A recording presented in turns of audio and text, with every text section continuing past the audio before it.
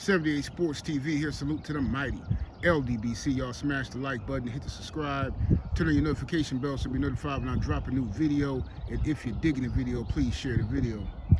Let's talk about it. So Keyshawn Davis whooped on Albright last night. Easy work, wasn't even no competition. Just totally outclassed him. Too fast, too strong, too much combination punches, too hungry. It was a good showing by Keyshawn. However, Keyshawn revealed something that I don't want to go overlooked, okay? For all y'all that was saying that Devin Haney was ducking Keyshawn Davis, and I tried to explain to y'all what happened. I told y'all that Top Rank didn't want Keyshawn to fight Devin. Top Rank would not let the fight happen. Nah, man, it's cap. Where you getting this from? That's probably some stuff Bill told y'all. It's lies.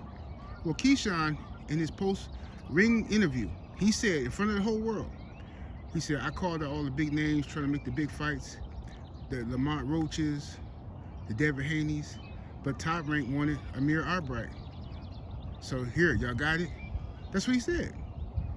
He literally said that. So what did I tell you? I was right, you were wrong. Have a good day, right?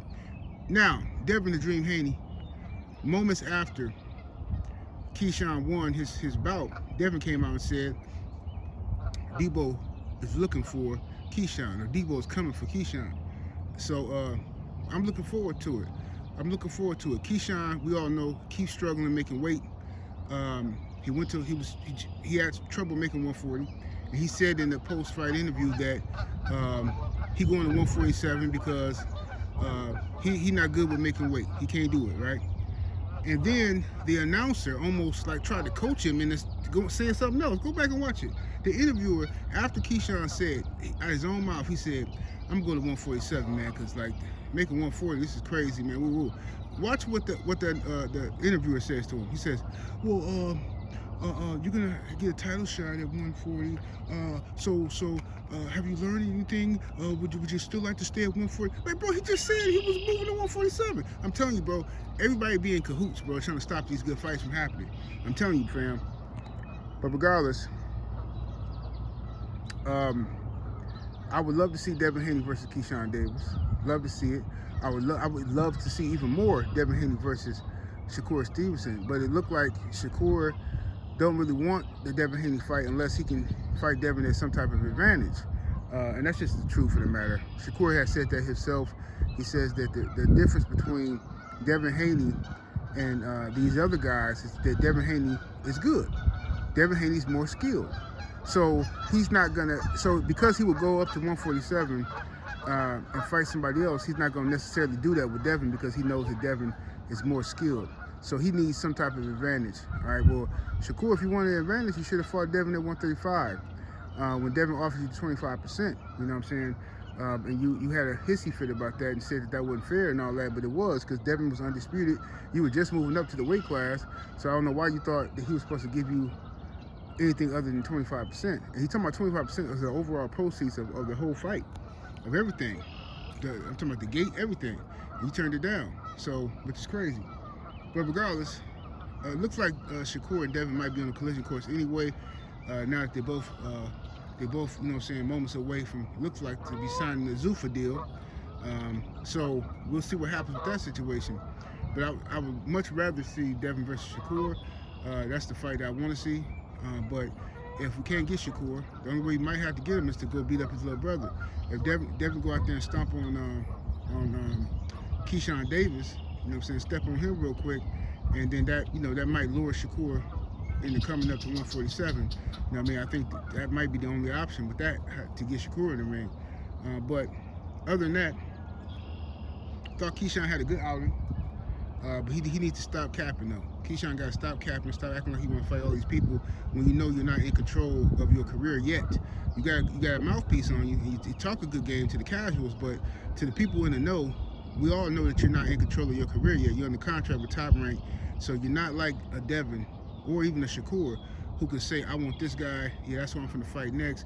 You can't do that yet. You just, you know, you're still a youngster. You're still a youngin', you know what I mean? And I know Keyshawn don't like that concept. He wants to be considered one of the big dogs and stuff like that, but yeah, it's going to take him some time to get there, you know? It's going to take him some time to get there, maybe when he get out of his Top Rank contract or whatever.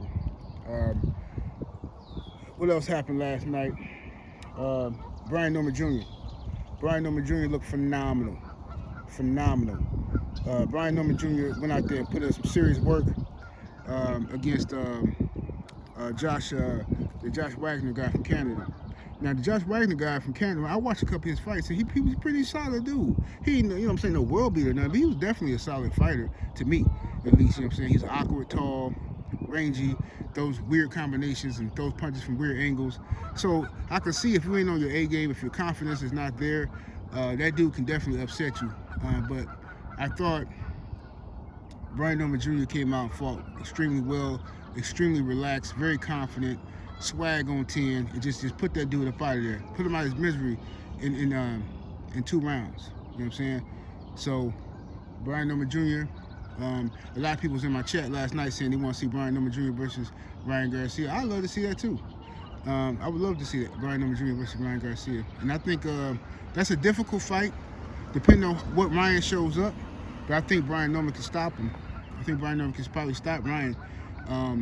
You know what I mean? But like I said, depending on what Ryan show up, you know what I'm saying? Is Ryan gonna be allowed to be Juicy J up in there? If Ryan can come in there juiced up, then, you know, ain't no telling what's gonna happen in that fight. But I would love to see it.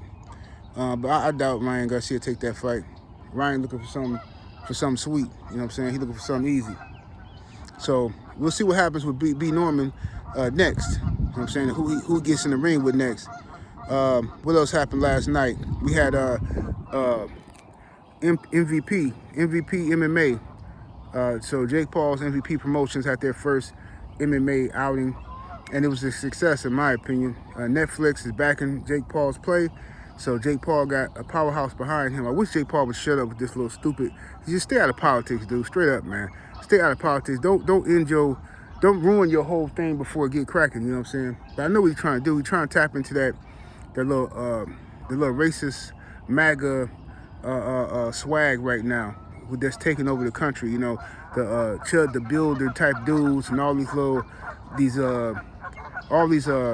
white males that feel victimized all of a sudden. You know, for years they telling us, don't stop playing your victim. All I hear now from these dudes is just crybaby stuff and, oh, well, it's not fair. Why can they say the N-word and we can't?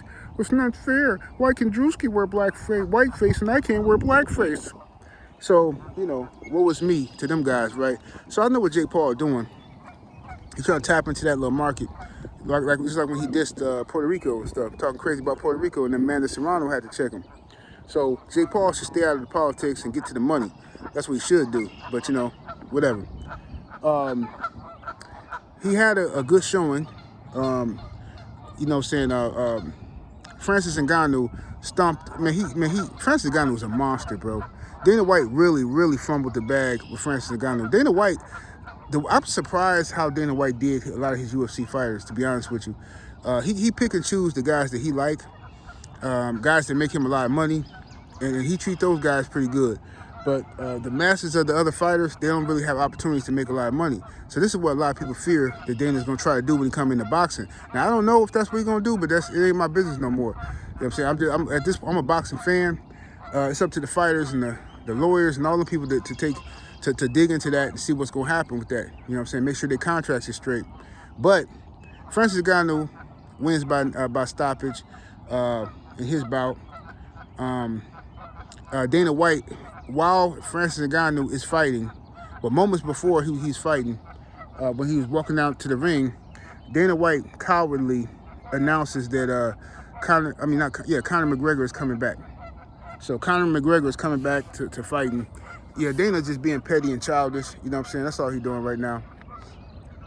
But Ronda Rousey, she fought Gina Carano last night. Lasted 17 seconds, all of 17 seconds. Yeah, Ronda Rousey, the old school Ronda Rousey. That's an old school Ronda Rousey performance, you know what I'm saying? First round, arm bar, get him up out of there, pack him up. Ronda Rousey immediately shot for the double leg takedown, took her down, okay? But while she took her down, Gina Carano had her in the guillotine. So, so it looked like, you know, any one of them could win from that position. But Gina Carano looked like she had the advantage with the guillotine, but it wasn't in tight enough. Ronda Rousey, being an expert, grappler. She wiggled her way out of that, and then she leaned up. She set up like she mounts like she was going to do some ground and pound on Gina Carano. But Gina, as soon as she put her arms up to block the ground and pound, Ronda Rousey, did her traditional move. She grabbed her arm, grabbed that right arm, and went right into her arm bar. Got him up out of there. Easy work, you know what I'm saying? So it was a beautiful thing, beautiful thing. But those two women had a lot of respect for each other, you know what I'm saying? I was glad to see both of them be able to come back and make some money, you know what I'm saying? I ain't no hater. They came back and got to the guacamole. But I would have loved to have seen Clarissa Shields and Layla Ali do the same thing. A lot of people's like, no, Layla don't need to come back. Layla don't need. I'm like, bro, it ain't like she finna get hit upside the head by Mike Tyson or, you know what I'm saying? She fighting Clarissa Shields. Clarissa can stop you, but it's not like it's finna be some life-threatening situation. Layla can fight. She's a former fighter, you know what I'm saying? Former athlete. And she's not that old. Gina Carano was like 44 years old, and she went up in there and got a quick $2 million payday fighting Ronda Rousey. So I think Layla Ali could have done the same thing. But anyway, Nick Diaz needs to sit down somewhere, bro. And I was talking to Brown Sugar Tay Tay. She was telling me about Nick Diaz before the fight, too. She was like, man, Nick Diaz got to way too much scar tissue. And she was absolutely right, because Nick Diaz went out there, and that was a bloody mess, man. That looked horrible. Him getting beat on like that, just horrible. It looked like a horror movie, like you know what I'm saying? Like a scene from Friday the 13th or something like that. It's just horrible. But other than that, it was a good card. I thought it was a good card. I thought everybody did what they were supposed to do. So y'all let me know what y'all think, man. What's next for Keyshawn Davis, man? Should he get in there with Devin Haney next? I think so. You know what I'm saying? If not, then I would love to see Shakur Stevenson get in there with Devin Haney. If not, who gonna step up? Who gonna step up to fight Devin Haney? Because Devin, since he defeated Brian Norman Jr., has seemed to have scared off the entire boxing world. Okay? And, oh yeah, y'all feel free to come to the chat and apologize, all you Keyshawn Davis fans that was talking crazy, making sneak diss videos and talking about how people hating on Keyshawn and Devin is lying and Devin this and that. Well, Keyshawn just came out and told you himself that Top Rank wouldn't let him fight Devin Haney or wouldn't let him fight Lamont Roach. Keyshawn said that himself. So y'all come on over, you know what I'm saying? Bow down, kiss the ring, you know what I'm saying? Kiss my Converse, you dig? 78 Sports TV, salute to the mighty. LDBC, my father here, deuces.